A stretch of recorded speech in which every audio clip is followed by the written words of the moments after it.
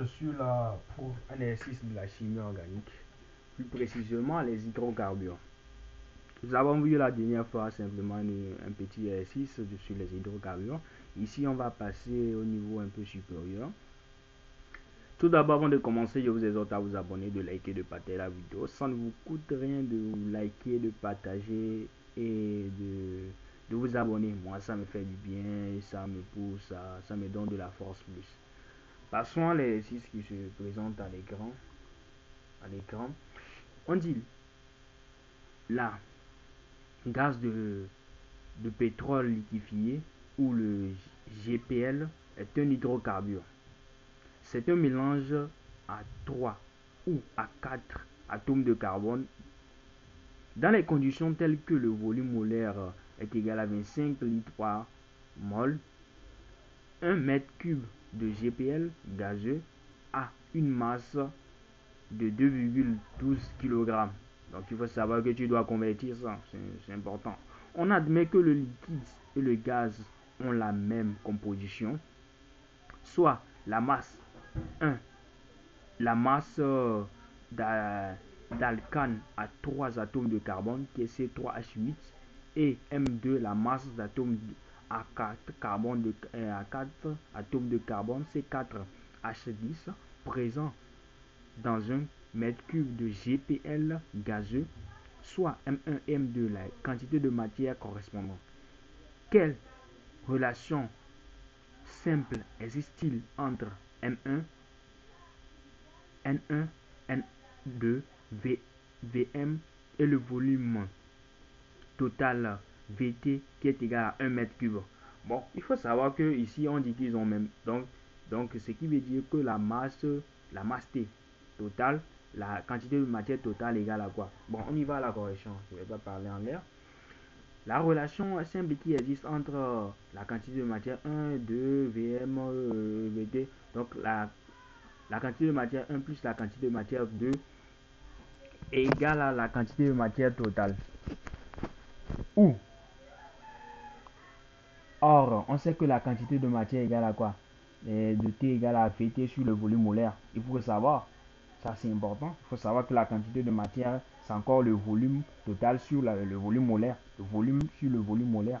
Donc, ce qui veut dire que la masse 1 plus la masse 1 plus la masse 2 égale à Vt sur ça. Donc, c'est ça la relation qui existe. C'est tout ça. Tout ce qu'on nous demandait. Donc, c'est tout ce qu'on nous demandait. Maintenant, la question suivante dit quoi? Dit exprimer la masse 1 en fonction de M1 et la masse M2 en fonction de M2. Ça, c'est très simple. On sait que la quantité de matière égale à la masse molaire 1 sur la masse molaire de 1. Donc, ce qui veut dire que, tout simplement, on sait que la masse, c'est ça. C'est ça qui est égal à 1 sur 1. Or, on sait que la masse est égale à quoi? C'est 3H8. Donc, égal à 44 grammes par mol.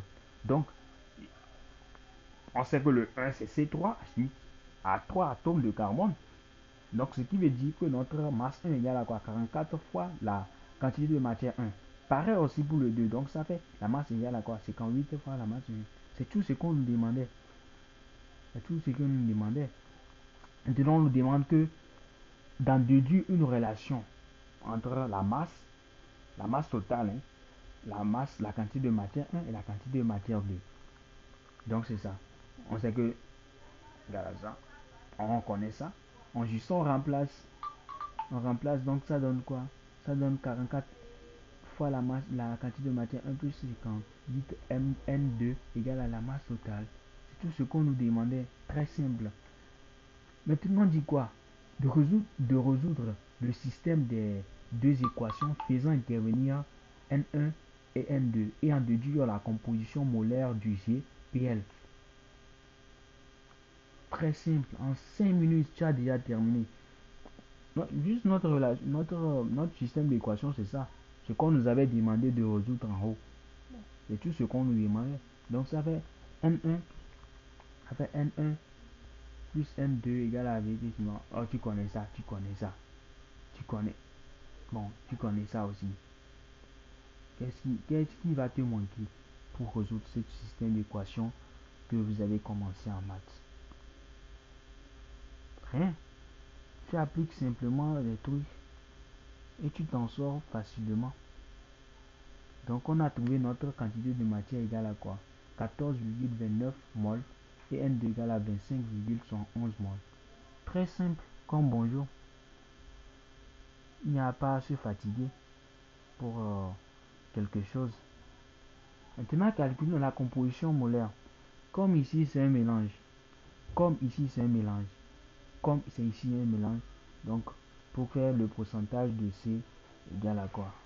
De C3H8, le composé à 3 atomes de carbone, égal à la quantité de matière 1 sur la masse, quantité de matière totale. Donc ça, fois ça. Donc c'est ça, ça va être 35,7. Pour trouver, on sait que c'est 100%. Donc ça fait 100%. Si tu fais aussi la même chose, tu fais la quantité de N2 sur N2 sur N1 plus 1 façon, tu vas trouver la même chose. Donc il ne faut pas te fatiguer, tu fais 100 moins ça et tu trouves la réponse.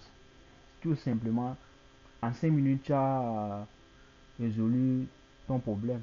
Donc c'est un problème. Donc nous sommes arrivés à la fin de la vidéo. J'espère bien que vous avez aimé et vous avez pris goût de cet exercice très simple qu'on rejoue en 5 minutes. N'oubliez pas de vous abonner, de liker, de partager et de vous abonner. C'est important. Et apprenez beaucoup. Apprenez beaucoup. C'est pas au dernier moment qu'il faut courir sur les cahiers.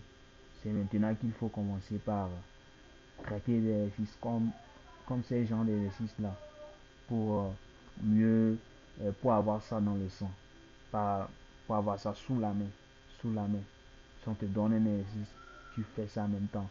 Si c'est quelqu'un de bon, si c'est arrivé au centre de l'année, tu vas pas prendre 5 minutes pour résoudre ça. Tu vas prendre juste 2 minutes pour faire ça. Donc c'est tout. Donc à la prochaine pour une autre vidéo. Merci.